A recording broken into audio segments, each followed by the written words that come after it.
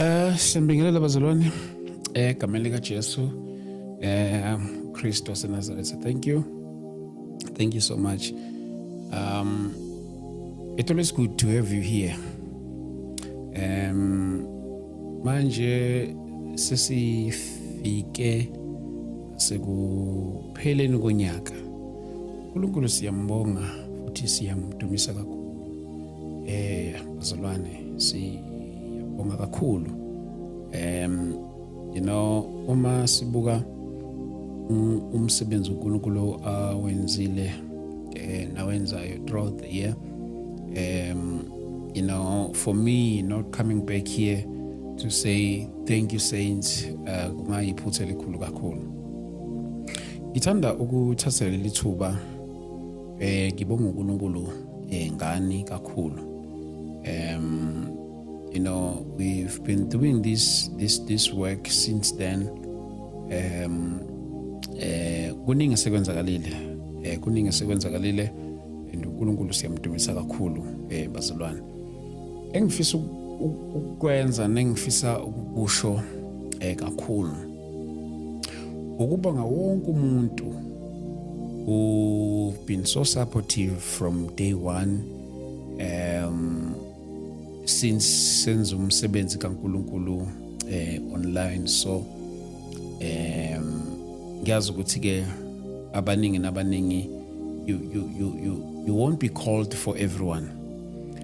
We have received a lot of criticism and we have received a lot of constructive criticism, and we also received a good report and a positive feedback from our online people.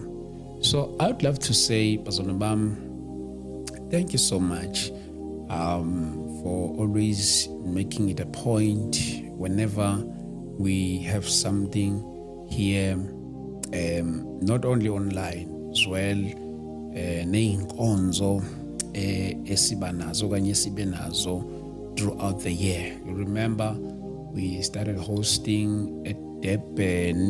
No. Oh yes, at Durban. Saqala uba nenkonzo ngoFebruary. We hosted a service in February at Durban Central, and then we moved to March. We hosted a service. Sabuyela back to Durban. That was on March 24. Then after March, we hosted a service in Joburg, Soweto. That was 5 April. Then we moved Sabah a service Ekahiso. That was 30 August. Then we moved to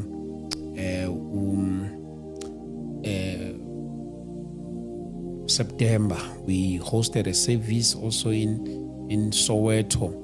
It was a revival, 3 days revival, incorporated with the night prayer. Done. Then we hosted a service, our last service, the one that we hosted in Soweto at Dlamini Hall. That was 25 October. Yes. So sifisa ukubonga kakhulu kuzona zonke lezi zinkonzo esibe nazo, looking at imiphefumulo yazuzeka ngevangeli through our online ministry. uNkulunkulu siyamdumisa kakhulu. Looking at izimpilo zabantu ezisizakalile through this ministry, uNkulunkulu siyamdumisa kakhulu. Ngihlezi ngisho ke ngithi mina ke uma ukhona konke okwenzayo, uma uzoba ne-mentality okanye nokuzitshela ukuthi yonke into yenzayo uyonelisa bonke abantu, you are committing suicide indirectly. Never ever in your mind okanye telling yourself that anything or everything that you are doing wonke umuntu uzoba satisfied with what you are doing. Sometimes you can do anything to a maximum, but it doesn't guarantee that everyone uzoba satisfied with that. Kokunye, you can do something at your lowest or at your minimum, but only to find that there is someone who's more satisfied with that. So you are not called for everyone, but those whom you are called for, they will always find a way to be satisfied in your ministry. So even in life, general, you'll have a very big problem if you think ukuthi wena yonke into yenzayo okanye lokho kwenzayo even emsebenzini wakho wenzayo esikolweni kuphi doing anything at your maximum, and you think ukuthi everyone will be happy with your work, you are wrong. Yenza lokhu obizelwe khona and excel kukhona. uNkulunkulu will do the rest. I've seen people criticizing abanye abantu who are doing a wonderful work. No problem. Okay. So, as I was saying, ukuthi yonke into yenzayo, make sure that you fully dedicate yourself kukhona, because into nento uNkulunkulu akuthembe ngayo i-assignment uNkulunkulu ayibeke kuwena. So you better be faithful to your assignment than be faithful to people, because if you are faithful to other people, there shall be a time whereby you'll be wrong and they will disown you ever. But if you are faithful to your God-given assignment, no matter what people are saying to you, or no matter what people are saying or commenting about what God has given to you, because you are faithful to your assignment.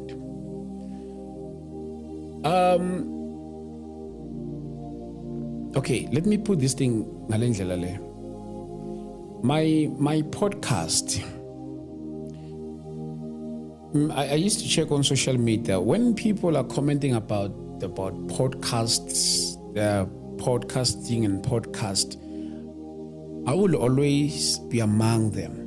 Mabe kuluma ngama podcast, not podcasts that are doing good, but podcasts that are used by the devil.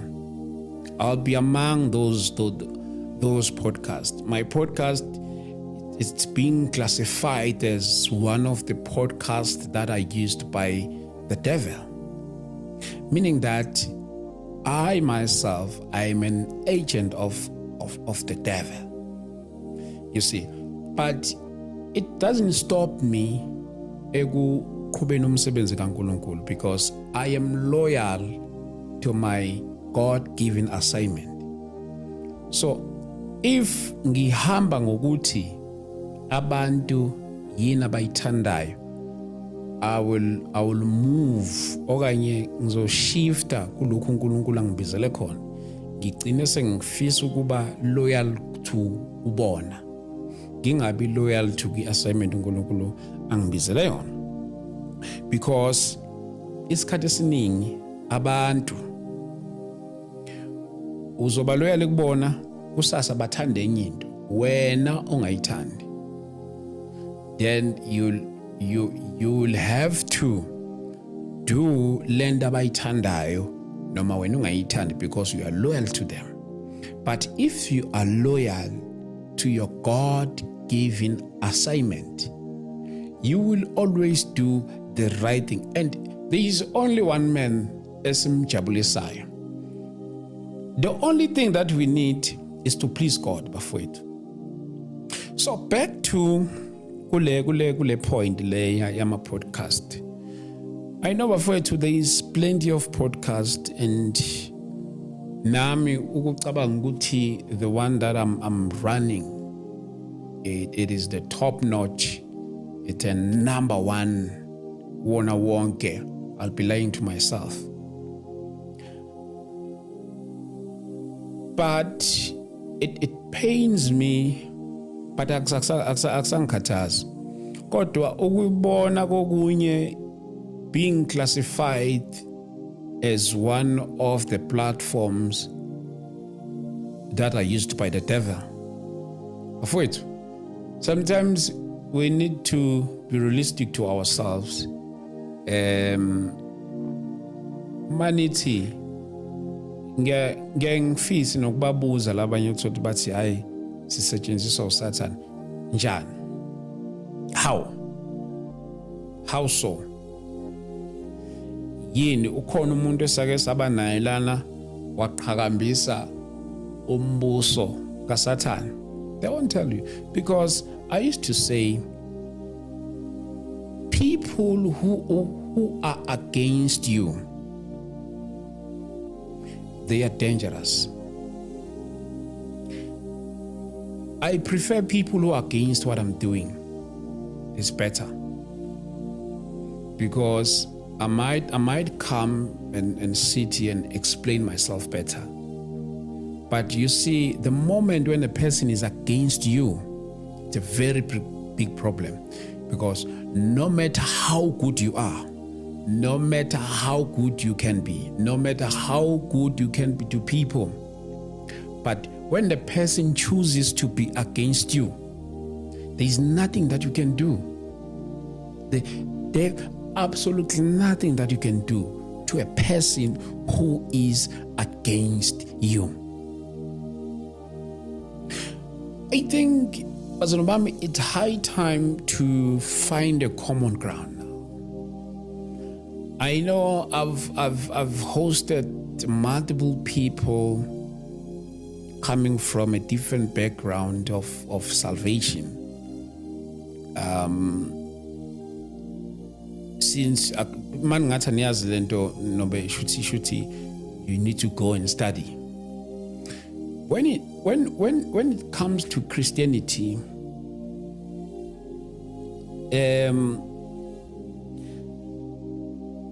kuna movements. There are different movements. Actually, it's a number of movements under the umbrella of Christianity. So isn't it? Like charismatics, Pentecostal, reformers. You know, listening. I cannot count them all. So, I'm a charismatics movements. Kukhona banawa ama standard athile. Pentecostals, they have their own standards as well. Reformers, you know, njalo kuhlukahlukene. Ama standards ahlukahlukene. But back in the years, wonke lama movements, lama Christian movements, ebengenayo into yokucwasana. Kodwa into ebikhona kuwona wonke lama movements.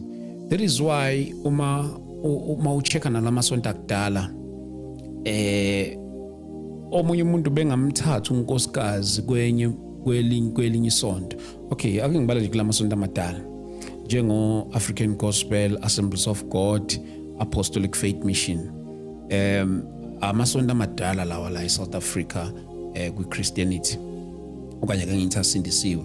So as a result, with these three churches, omunye umuntu bethi mayifuna ukuganwa, bengaganwa elinye isonto kuma ministries. Lento ama ministries bengakandi kakhulu according to umlando.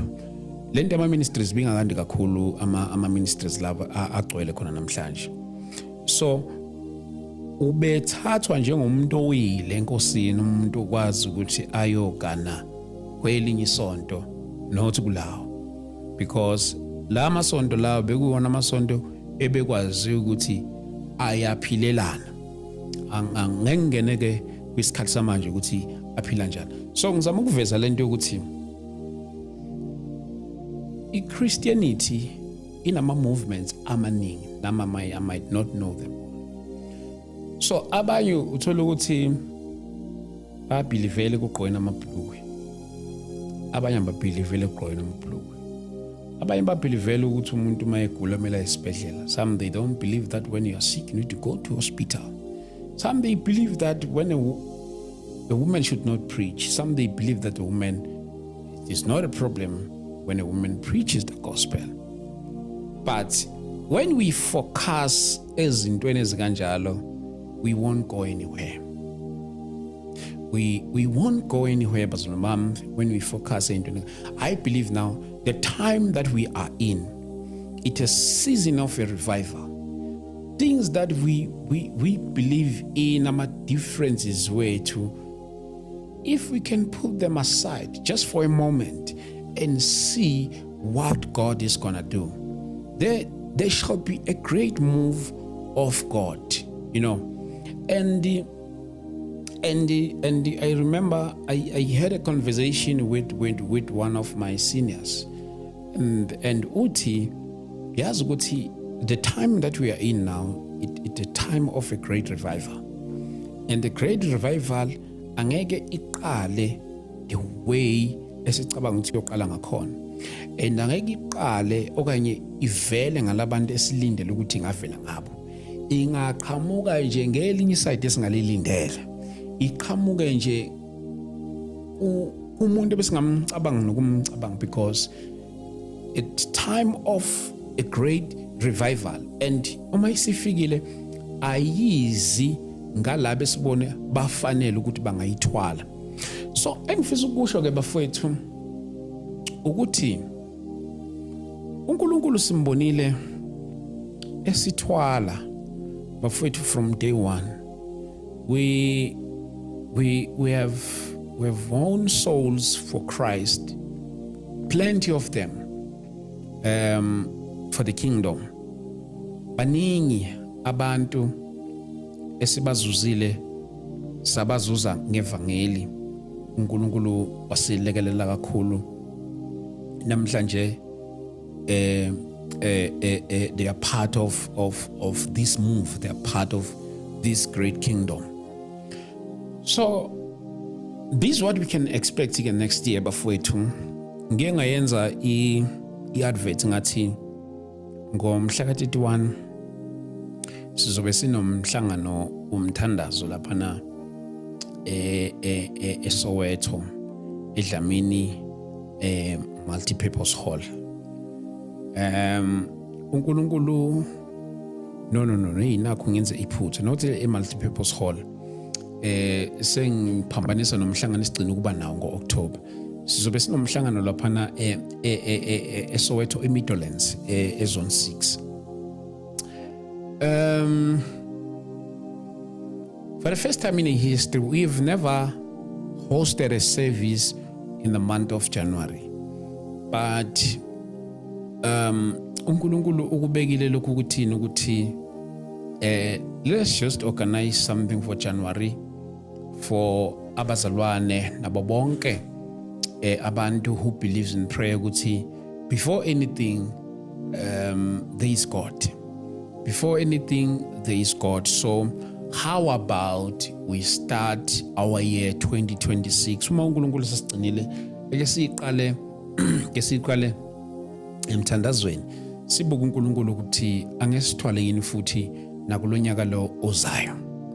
So bafowethu ngiyathanda ukusho ukuthi kuona wonke umuntu okholelwa emandleni kaNkulunkulu nokholelwa emthandazweni ukuthi uNkulunkulu akasithwale bafowethu nakulo nyaka ozayo. So you are all invited ke ngomhla ka-31 last Saturday of January sibe silaphana eDlamini eSoweto laphana eMidlands ezone 6.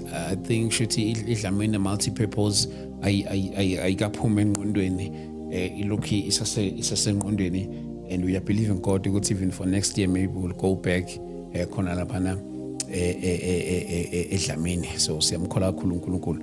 So ngifisa ukusho ke nakuloko bafowethu ukuthi miningi imihlangano esimkholwa uNkulunkulu ukuthi uyosithwala ngayo asiqhube siyenze. Ngiye ngenza also a public invitation on our socials ukuthi we also want to visit neikole different universities. I think over 6 to 7 universities that have reached out to us confirming that we can come to them. So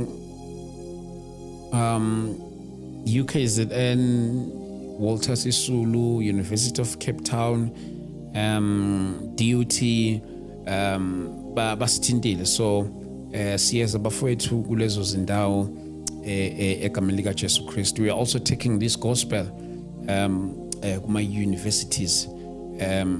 Njengoba ngisho kuqala bafowethu ngithi from studios to the world. So it reminds me back in 2017 when we started, when we hosted, ama services kuma universities. I remember ukuthi sake sa hosta laphana kakhulu, not once, not twice, Mangosuthu universities of technology laphana at Durban. And uNkulunkulu was moving so mightily. So now we are doing it again, bafowethu, not only in Mangosuthu, but kuma universities ahlukene and even outside the country. I mean, outside the province, we are coming, bafowethu, egameni lika Jesu Kristu waseNazareth, Eastern Cape, and also Eastern Cape. We are also coming for our services nje kakhulu. And ngiyathanda nokubonga amaXhosa, isizwe sakwaXhosa kakhulu. Abekho abantu abaso supportive kuma channel yami like abantu bakwaXhosa. Ngithi sithina siyakwazi ukubuka ukuthi check ama statistics ukuthi ubukwe ngabantu abakuphi, ubukwe ngabantu abakuphi. Abantu bakwaXhosa, they are most supportive people to our ministry. So I'd love to appreciate them kakhulu. Bafowethu, I would love to appreciate them kakhulu. Bayithwele ngeqoma le channel, bayithwele kakhulu this ministry. Badlula even abantu bakithi kwaZulu. And not saying ukuthi ezinye inhlanga they are not supporting me, ngabe ngikhuluma iphutha, but nje ngidlula kubona because bona it looks like ibona abantu abaningi who are so supportive in our ministry. Bakhonyanza khona namaZulu, bakhona beTswana, beSuthu, namaswati njalo njalo. Kodwa ke bengithi nje namhlanje ngiveze kakhulukazi amaXhosa. Thank you so much bazalwane bami kakhulu, and we are believing God ukuthi ngonyaka ka 2026 we will come in one of the places in Eastern Cape. Siyamkhola kakhulu uNkulunkulu. Mhlambe ukhona umuntu ongaba nosizo mhlambe ekusi organizeleni izinto ezifana neindawo iholo kanjalo, because we cannot travel with izinto esisuke sizihirisha this site. So ngamele ukuthi sihirishe khona that site, such as the sound system, nokunye, and I believe ukuthi we'll have to outsource khona ngalena. So Eastern Cape, at high time, we are coming, and I've never been in Eastern Cape even for any reason, and I believe in God that next year 2026, I'm not too sure when, but keep your eyes glued on our social platforms, and I believe that the details would keep on sharing them. We are coming in Eastern Cape. At Durban, KZN, we are coming on 2 April. We'll be hosting Babu Bishop Pierre Tiliza, Apostle Esvin Malo, Bishop and Ibutelezi. We are still communicating with one of our seniors in KZN, and I believe they will give us a very good feedback or response. So we'll be in Umkhumbane. Mhlaka 2 April, we'll be in Umkhumbane eDurban. Please diarize lolu suku lolu Umkhumbane sobe silapha eThekwini Umkhumbane. Bazokhumbula Umkhumbane lapha ngase Chesterville okanye Mayville, between Chesterville and Mayville. Sobe silapha ke Umkhumbane starting from 10 ekseni kuyoba late. So ngiyacela nje ukuthi bafowethu nini limake lolu suku lolu egameni lika Jesu Kristu waseNazaretha. And then years an arrow show ezoba seJoburg. We are coming Joburg, and a show ya nyaka 2026 sisahlela. Maybe we might be in Joburg Central, but still not yet confirmed. So we are coming. And we're also coming with Imvuselelo Joburg. Siyeza nemvuselelo Joburg, bafowethu uNkulunkulu siyamkholwa kakhulu. Joburg, we are coming with the heavy revival, 3 days incorporated with in a prayer. And we are also coming with Bazarunbami. Okay, ama dates wama university azo share nawo ungekudala. Yes, ngangicelile ke futhi na public ngangishilo ukuthi kubona bonke ke abafisayo ukusebenza nathi, since we'll be going around preaching the gospel. Ngangicelile ukuthi ngiyacela ukuthi uma kukhona abathile abafisayo ukuthi basilekelele emsebenzini wenkosi, ngikhuluma nje ngezisebenzi zikaNkulunkulu ukuthi zisilekelele ukuthi please come forward bafowethu, such as worshipers, njalo njalo, nabaculayo, abadlalayo ama-keyboard, ukuthi nansi move isiqalile bafowethu. I'm also extending this invitation ukuthi bakwazi ukuthi basithinte, because masiya ko Eastern Cape angeke sisuke nabantu eKZN. Uma siya ko Western Cape angeke sisuke nabantu ko KZN, kwamele sibe nama representative that side kanjalo nangale. So siyacela kakhulu. And we are also, next year we are believing God that we'll add more shows. Kuyona le platform lena we'll add more shows bafowethu egameni lika Jesu Kristu waseNazaretha. Those who abanenhliziyo yokusebenzela uNkulunkulu in a public space, you know, we need ngangishila ngathi, but abanye ngabona sibangithumelela ama applications ahlukahlukene.